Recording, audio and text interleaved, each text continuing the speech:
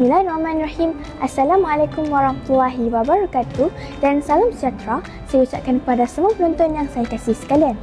Saya, Nur Aliyah Humairah binti Muhammad Aitan, selaku pengawas pusat sumber Sekolah Menengah Sains Selangor akan berkongsikan kepada anda semua tentang satu novel yang telah menarik perhatian saya. Novel tersebut bertajuk Emas Pusaka. Novel Emas Pusaka ini telah dikarang oleh Reja bin Ismail dan telah diterbitkan pada tahun 2022 oleh Dewan Bahasa dan Pustaka.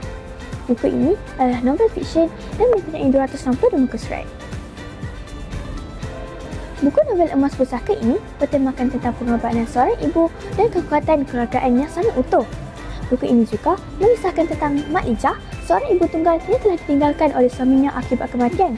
Dengan tabah, dia telah membesarkan kedua-dua anaknya yang bernama Rusnani dan Zubir di kampung Jual Buluh.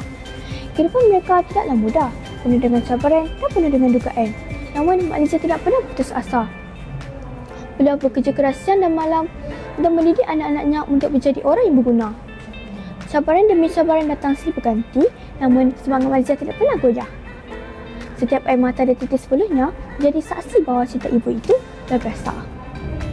Antara nilai moral yang boleh didapati pada cerita ini ialah yang pertama ialah nilai tanggungjawab. Seperti Mak Ijah sentiasa bertanggungjawab untuk menjaga anak-anaknya dan mendidik anak-anaknya untuk menjadi orang yang berguna. Seterusnya ialah nilai kasih sayang seperti Mak Ijah yang sentiasa menyayangi anaknya walaupun dalam keadaan kesusahan. Kesimpulannya, mengapa saya suka buku Emas Pusaka ini? Ini kerana gaya bahasa yang digunakan dalam novel Emas Pusaka ini sederhana dan mudah difahami. Penulis juga turut meletakkan beberapa peribahasa dan bahasa kiasan untuk memberikan kesan mendalam kepada para pembaca. Anda semua boleh mendapatkan dan membacakan buku ini di Pusat Sumber Sekolah Menengah Sains Selangor di bawah kategori Bahasa Melayu Fiksyen.